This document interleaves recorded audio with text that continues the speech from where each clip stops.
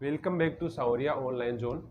अपने जो फिजिक्स की ऑनलाइन क्लासेस चल रही थी वो कुछ दिनों से आप लोगों के ड्रॉप कर रखी थी क्योंकि अपने स्टूडियो में काम चल रहा था। अपन ने कुछ कंप्यूटर सिस्टम और अपने नेट वगैरह की कोई प्रॉब्लम थी, उस प्रॉब्लम को दूर किया है और पूरा सेटअप तैयार किया है। तो अपन यहाँ 4-5 दिन में बहुत डिस्टर्ब थे, तो इसके लिए आप लोगों से क्षमा मांगते हैं। हम क्षमा प्रार्थी हैं कि आप लोगों की क्लासें डिस्टर्ब हुई, आप लोगों की क्लासें कंटिन्यू नहीं मिल पाई। अपन यहाँ उस अपनी जो सीरीज चल रही थी, जो अपना चैप्टर 3 चल रहा था, उस चैप्टर 3 को अपन कंटिन्यू करते हैं।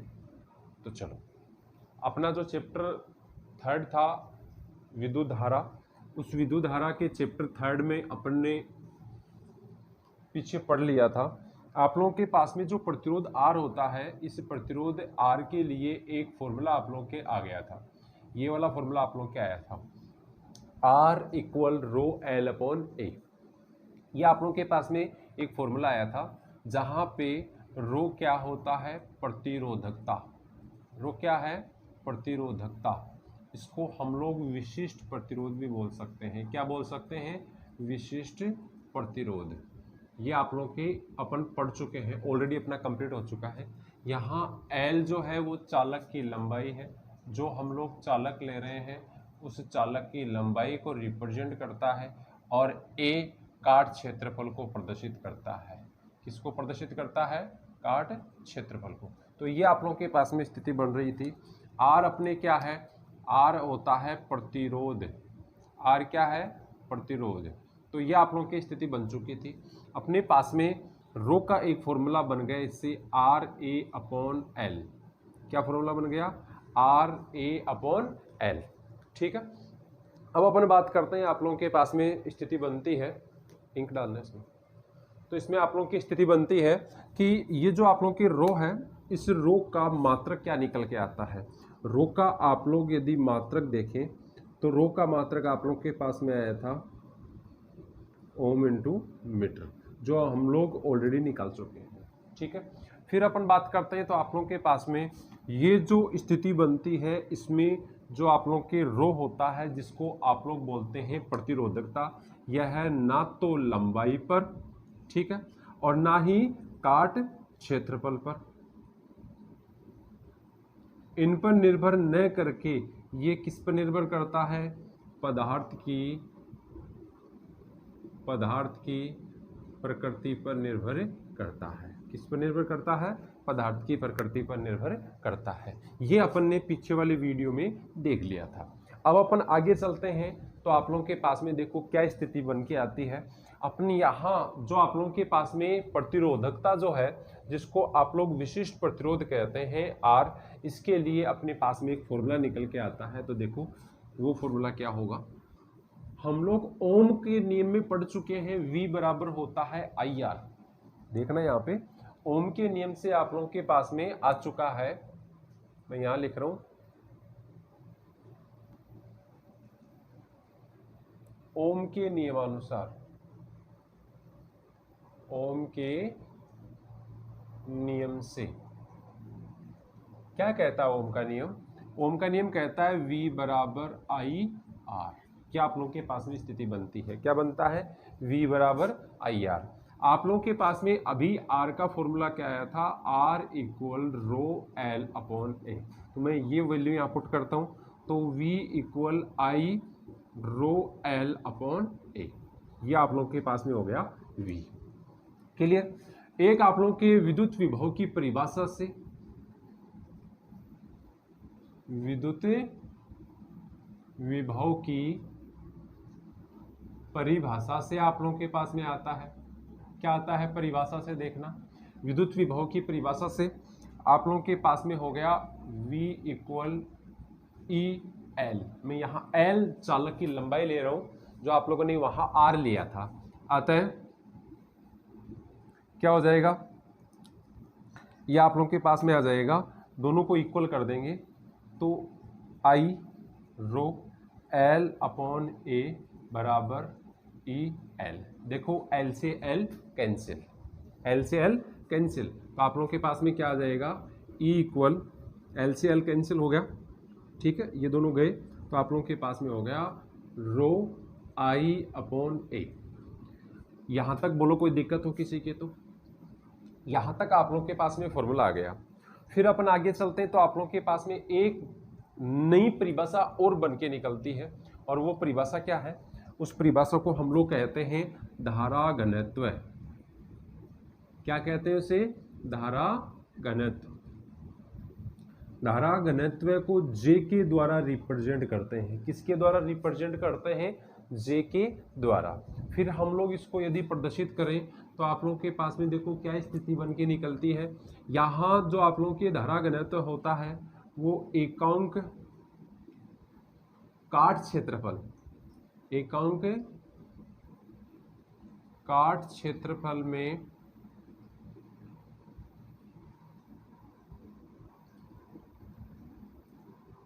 प्रवाहित धारा, एकांक काट क्षेत्रफल में प्रवाहित धारा को अपन क्या कहते हैं? धारा घनत्व। शायद आप लोगों को दिख रहा होगा आराम से ना। फिर अपन आगे चलते हैं तो आप लोगों के जो धारा घनत्व जे होता है, इसको मैं यहां लिख रहा हूं, शायद आप लोग के यहां पर आराम से दिखेगा। आप लोगों के पास में जो धारा घनत्व जे होता है उसका फॉर्मूला बन गया आई अपॉन ए। क्या फॉर्मूला बन गया? आई अपॉन ए। बहुत ही सिंपल सी चीज आप लोग के चल रही है। यहाँ आप लोगों के धारा घनत्व जे होता है जिसकी अपन यदि वैल्यू निकालते हैं तो आप लोगों के पास में एकांक क्षेत्रफल में जो विद्युत धारा प्रवाहित होती है वो विद्युत धारा ही आप लोगों के धारा घनत्व के रूप में ली जाती है। फिर अपन बात करें तो धारा घनत्व एक सदिश राशि होती है। क्या होती है? सदिश राशि होती है। ये आप लोगों को ध्यान में रखना है। क्या होती है धारा घनत्व? सदिश राशि। तो वहां अपन मान रख लेंगे इस वाले समीकरण में, इसको समीकरण 1 दे दूं तो अपने पास में क्या आ जाएगा? यहाँ पे समीकरण 1 से, समीकरण 1 से क्या है? समीकरण 1 की वैल्यू आप लोग के E equal row I upon A.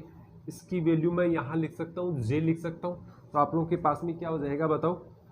ये हो जाएगा आप लोग के रो जे इक्वल ई, और ये जे इक्वल 1 अपॉन रो ई। बोलो यहाँ तक कोई दिक्कत हो तो? समीकरण नंबर 2 दे दूँ इसको मैं। ये आप लोगों के पास में प्रतिरोधकता, विद्युत क्षेत्र और धारा घनत्व में संबंध आ गया। फिर आगे अपन इसको हल करते हैं तो आप लोगों के पास में जो 1 अपॉन रो होता है, जो आप लोगों के पास में 1 अपॉन रो होता है, इसको अपन लेते हैं सिग्मा। सिग्मा क्या है? सिग्मा है चालकता। सिग्मा क्या है? चालकता। तो आप लोगों के पास में नया संबंध क्या बन जाएगा? समीकरण 2 से क्या बन गया आप लोगों के?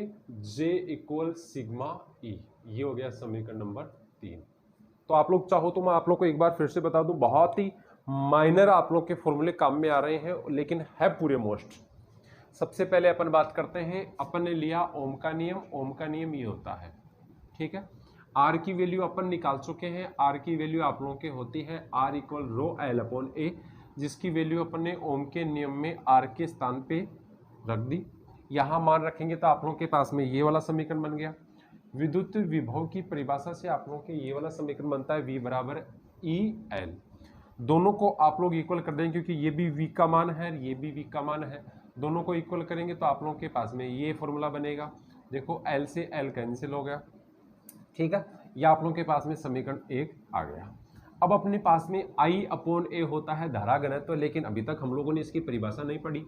धारा घनत्व जो होता है इसे J के द्वारा तो रिप्रेजेंट करते हैं। दूसरी बात, ये सदिश राशि होती है, ठीक है, और ये एकांक क्षेत्रफल में प्रवाहित होने वाली धारा होती है, जिसका फॉर्मूला आप लोगों के पास में J इक्वल आई अपॉन ए हो गया। वहाँ आप लोगों के आई अपॉन ए है, उसके स्थान पे मैंने देखो ये J रख दिया, ठीक है। J को यहाँ रख दिया, रो को अपन यहाँ ले आएंगे तो 1 अपॉन रो, और 1 अपॉन रो इक्वल क्या होता है आप लोगों के? सिग्मा होता है। 1 अपॉन रो क्या होता है? सिग्मा, जिसका आप लोगों ने यहाँ मान रख दिया। समीकरण नंबर 3 आ गया। तो इस प्रकार से आप लोगों के पास में धारा घनत्व, ये एग्जाम में आया हुआ क्वेश्चन है, बोर्ड के एग्जाम में आया हुआ क्वेश्चन है ये।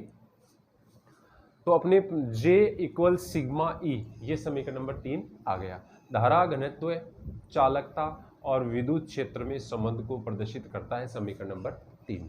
चलो आगे देखते हैं ना। अगला पॉइंट क्या कहता है? इलेक्ट्रॉन का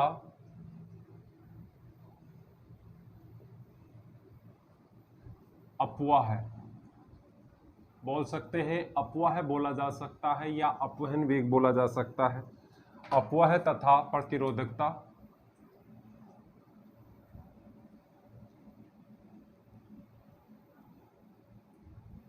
का उद्गम, मतलब अपन इसका व्युत्पन्न करेंगे। क्लियर? यह आप लोगों की स्थिति हो रही है। अपन यहाँ सबसे पहले ये देखेंगे कि यदि किसी विद्युत क्षेत्र में हम लोग आवेश को गति करवाते हैं तो सबसे पहला काम ये होता है कि उसको गति करने के लिए बल चाहिए F बराबर ma। सिंपल तरीके से मैं आप लोग करवा रहा हूँ, ध्यान देना यहाँ पे। और यदि उस पर एक बल कार्य करेगा Fe, जिसको विद्युत बल आप लोग कहते हैं, ये होता है QE। क्या होता है?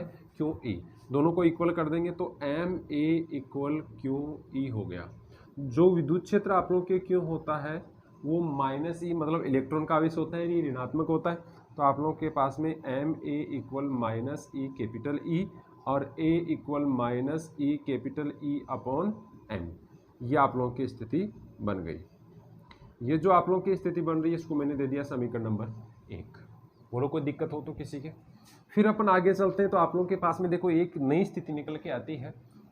सबसे पहले अपन बात करें कि कोई भी अपन निकाय लें जो बहुत कणों से, मतलब 2 या 2 से अधिक कणों से मिलकर बना हुआ एक निकाय है।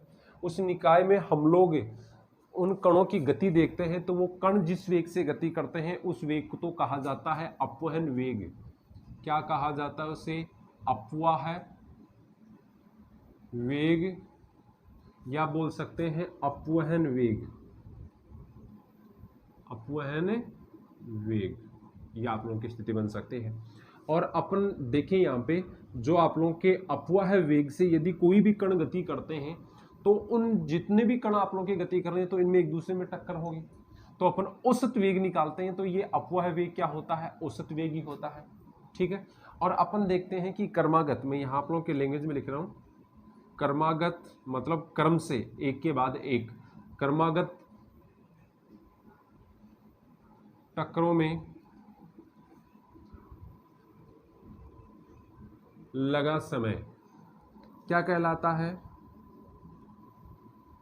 विश्रांति काल। क्या कहलाता है? विश्रांति काल। और विश्रांति काल को हम लोग रिप्रेजेंट करते हैं इस टी के द्वारा। किसके द्वारा करते हैं? इस टी के द्वारा। एक चीज का ध्यान रखना, एक आप लोग के ऐसे बनता है, इसे कहा जाता है बल आघूर्ण। क्या कहा जाता है इसे? बल आघूर्ण। और एक ये वाला टी है जिसमें ये ऊपर सीधा रहता है और ऐसे बनता है, इसे कहा जाता है विश्रांति काल। क्या कहते हैं इसे? विश्रांति काल। ठीक है, ये स्थिति बन गई। बल आघूर्ण और विश्रांति काल आप लोगों के आगे। बल आघूर्ण और जो विश्रांति काल है, इन दोनों में अपन देखते हैं कि आप लोगों के पास में जो स्थिति बनती है उस स्थिति में हम लोग यहाँ मान निकालते हैं। तो VD इक्वल A और ये विश्रांति काल। अब अपन यहाँ ध्यान देंगे तो आप लोगों के पास में यहाँ से एक ही वैल्यू आ जाएगी। तो VD equal -E capital E upon M और ये विश्रांति काल, समीकरण नंबर 2। शायद समझ में आ रहा होगा। मैंने आप लोग के यहाँ दोनों बल लिए, दोनों बलों को इक्वल किया तो आप लोग के पास में त्वरण का मान आ गया। और त्वरण का जो मान आया आप लोग को पता है अपवहन वेग या अपवाह वेग जो होता है ये त्वरण इंटू विश्रांति काल के गुणनफल के बराबर होता है, जो आप लोगों के ये स्थिति बन गई। फिर अपन आगे चलते हैं तो आप लोग के जो स्थिति बनेगी उस स्थिति को अपन ये देखते हैं कि यहाँ हम लोग आवेश का मान निकालेंगे।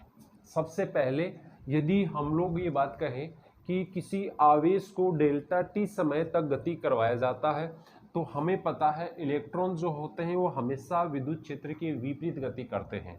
हम लोग यहाँ पर आवेश की बात करते हैं तो आप लोगों के पास में जो आवेश आता है, एक तो आवेश आप लोगों के पास में आएगा विद्युत धारा, और जो आप लोगों के समय है डेल्टा टी समय में आप लोगों के जो आवेश प्रवाहित होगा वो डेल्टा क्यों होगा, श्योर है। और एक आप लोगों के पास में डेल्टा क्यों इक्वल, शायद आप लोगों के दिख रहा होगा इधर जो मैं लिख रहा हूँ। ठीक है, आप लोगों के पास में -NE। देखो इलेक्ट्रॉन जो होते हैं ये कहाँ होते हैं? आयतन में होते हैं।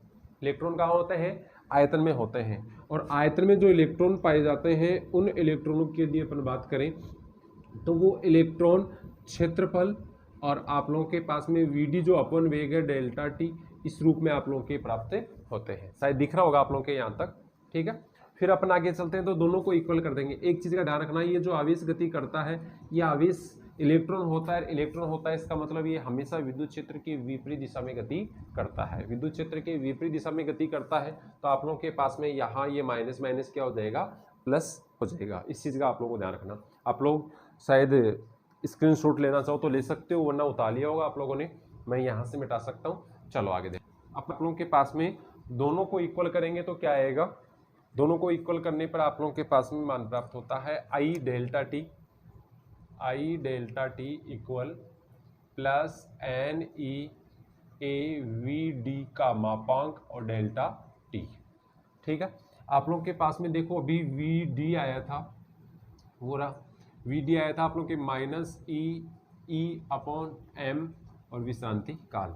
यदि मैं वी डी का मापांक ले लूंगा तो ये क्या हो जाएगा, ई, ठीक है, कैपिटल ई का मापांक अपॉन एम और ये विश्रांति काल। इसका मैं मान यदि यहां रख दूं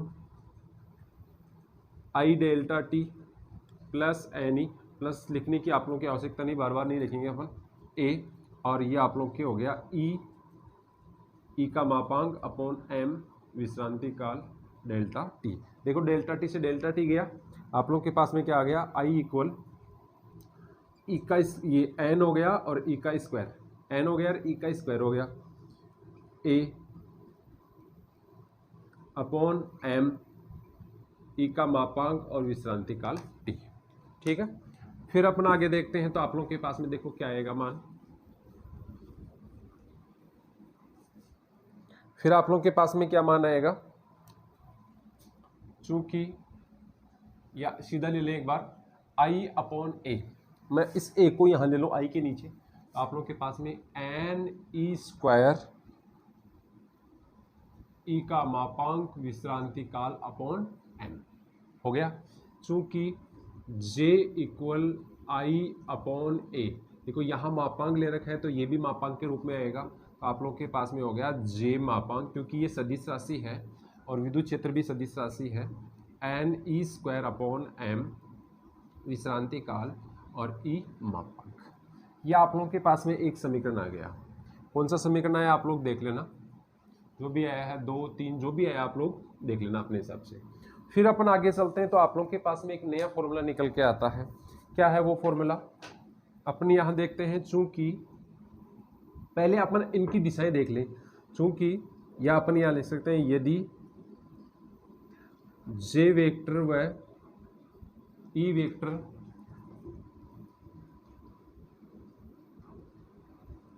समांतर है तो क्या हो जाएगा, जे इक्वल से दिख रहा होगा नीचे आप लोगों के, ठीक है। तो N E square upon M T और ये ई, आप लोगों के पास में एक सूत्र आया था जे इक्वल सिग्मा ई, ठीक है। उपरोक्त दोनों समीकरणों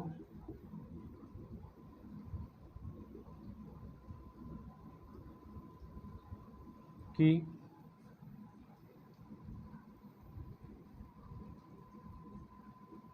तुलना करने पर, उपरोक्त दोनों समीकरणों की तुलना करने पर देखो जे के स्थान पे तो क्या है आप लोगों के जे, ठीक है, और ई के स्थान पे क्या है ई, सिग्मा के स्थान पे क्या आ गया, ये वाला मान आ गया कि नहीं, तो आप लोगों के पास में आ गया sigma equal N E square upon M विश्रांति काल। तो ये आप लोगों के पास में एक समीकरण प्राप्त होता है, जो भी आप लोग दे लेना। यहाँ आप लोगों के ये जो मान प्राप्त होता है ये सिग्मा, ये चालकता का फॉर्मूला है जिसमें एन इलेक्ट्रॉनों की संख्या, ई इलेक्ट्रॉन का आवेश, ये जो आप लोग के पास में इलेक्ट्रॉन गति कर रहे हैं उसका द्रव्यमान, और ये इसकी जो क्रमागत टक्कर है उनके बीच का समय अंतराल, जिसको हम लोग विश्रांति काल के रूप में पढ़ते हैं, ठीक है। चलो आगे चलते हैं। देखो आगे अगला पॉइंट है आप लोगों के गतिशीलता।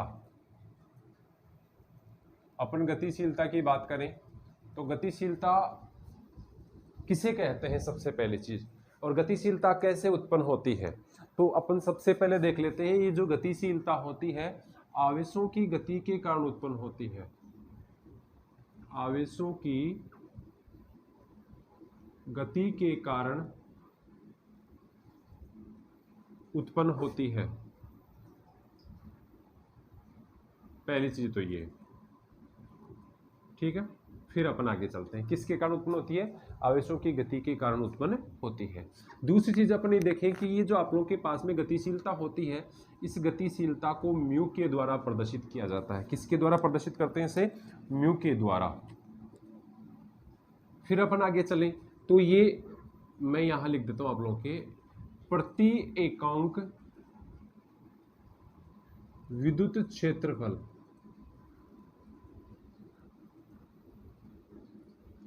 प्रति एकांक विद्युत क्षेत्र, प्रति एकांक जो विद्युत क्षेत्र आप लोगों के है, यहां अपन यदि मान प्राप्त करते हैं, यहां आप लोगों के पास में यदि म्यू का मान अपने को प्राप्त होता है, तो सबसे पहली बात है हम लोगों ने यहां पढ़ा है आवेशों की गति के कारण।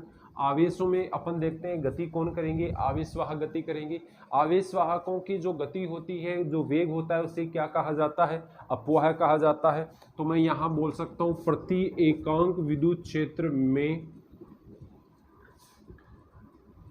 आवेश वाहकों का अपवाह है वेग का परिमाण गतिशीलता कहलाता है।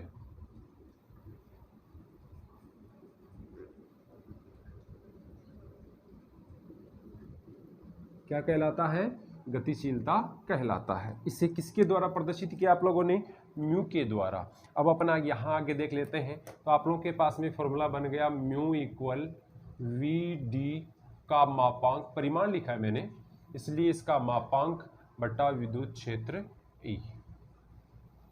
यहाँ आप लोग जो विद्युत क्षेत्र ले रहे हैं, इस विद्युत क्षेत्र के प्रति एकांक क्षेत्रफल, यानी कि इसका मान जो है यदि अपन एकांक ले लेंगे तो जो आप लोग के आवेशवाहक जो इलेक्ट्रॉन होते हैं उनके अपवाह वेग का परिमाण होगा वो गतिशीलता के बराबर होगा। अब अपन देख लेते हैं इसके मात्रक। देखो मात्रक निकालने के लिए अपने को ध्यान देना होगा, अपने पास में जो वेग होता है उसका मात्रक होता है मीटर बटा सेकंड। मात्रक क्या होगा इसका, मीटर बटा सेकंड। और ये विद्युत क्षेत्र है, इसका मान आप लोगों के पास में होता है वोल्ट पर मीटर, वोल्ट पर मीटर। तो आप लोगों के पास में क्या हो गया, देखो ये मीटर ऊपर चला जाएगा तो मीटर स्क्वायर और बटा वोल्ट इंटू सेकेंड। तो ये हो गया इसका मात्रक। कौन सा मात्रक है ये आप लोगों के पास में एसआई मात्रक है। कौन सा मात्रक है, एसआई मात्रक। एसआई मात्रक पद्धति का मात्रक हो गया मीटर स्क्वायर पर वोल्ट इंटू सेकेंड। ठीक है, फिर अपन आगे चलते हैं तो आप लोगों के पास में देखो क्या स्थिति बनती है। जब अपन आगे चलते हैं तो आप लोग के पास में जो वीडी का मापांक है उसका मान आप लोग के आता है, क्या होता है बताओ, याद करो। देखिए वीडी का आप लोग के पास में मापांक आया था, क्या बताओ क्या आया था, ई मापांक की बात करो, ई कैपिटल ई का मापांक अपॉन एम और ये विश्रांति काल। ठीक है, इसकी वैल्यू मैं वहां रखूंगा तो क्या हो जाएगा, mu equal small E capital E का मापांक अपॉन एम विश्रांति काल और 1 अपॉन ई वो वाला है, इसे ई कैंसिल। तो आप लोगों के पास में क्या हो गया, म्यू इक्वल ई विश्रांति काल अपॉन एम।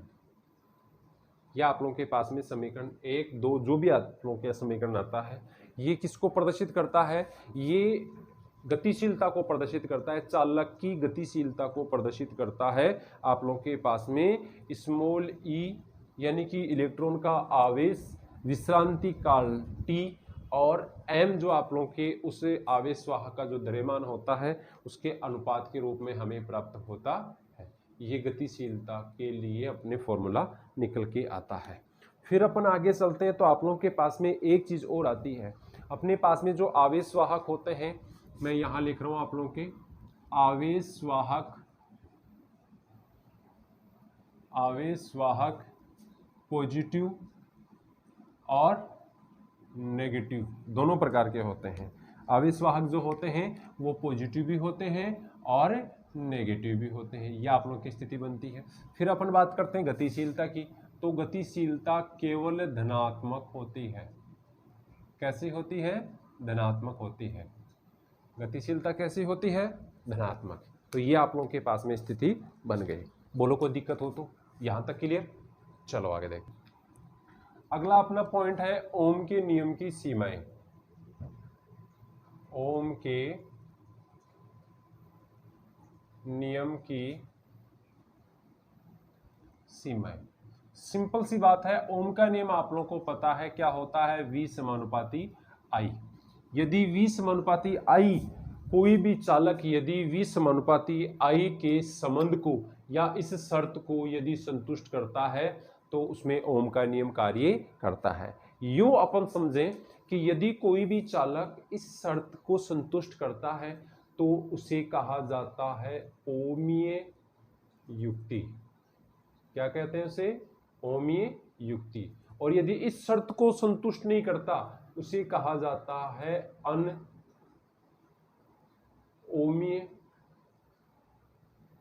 युक्ति। क्या कहते हैं इसे? अनओमीय युक्ति। जो इस शर्त को संतुष्ट करता है। सिंपल सी बात करें तो अपन ग्राफ बना के समझते हैं इसको। देखो ग्राफ बना के देखते हैं। ये अपने पास में वक्र हो गया I, ये V। यदि सीधी रेखा आती है तो V समानुपाती I। सीधी रेखा आती है तो ये ओमीय युक्ति, और यदि सीधी रेखा ये संबंध आप लोगों के नहीं आता है तो अनोमीय युक्ति। ऐसा आप लोगों के पास में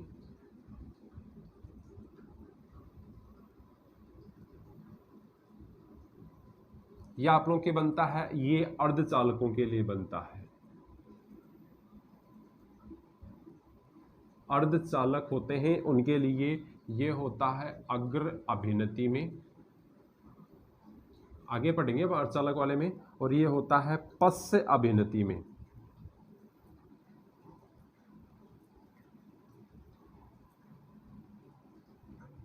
तो ये आप लोगों की स्थिति बनती है। तो ये इन नियमों को संतुष्ट नहीं कर पाते तो ये इसकी सीमा होगी कि यदि ओम के नियम का पालन यदि कोई युक्ति करती है तो उसे ओमीय युक्ति कहा जाता है, और यदि ओम के नियम का पालन नहीं करती उसे अनोमीय युक्ति कहते हैं। तो इस प्रकार से आप लोगों का आज का वीडियो। अब अपन यहाँ जो 12th क्लास की एनसीईआरटी का अपना सिलेबस चल रहा था उसको आगे कंटिन्यू करेंगे। अब तक अपने 4-5 दिन जो थे अपन डिस्टर्ब हो गए, कोई दिक्कत नहीं, अपना टाइम निकल गया क्योंकि हम लोगों ने अच्छा ही किया है, प्रोग्रेस की है। आप लोगों के सपोर्ट से, आप लोगों के ही साथ से हम लोग आगे चल रहे हैं। हमारे पास तो क्या है? हमारे पास तो केवल स्टूडेंटों का पावर होता है।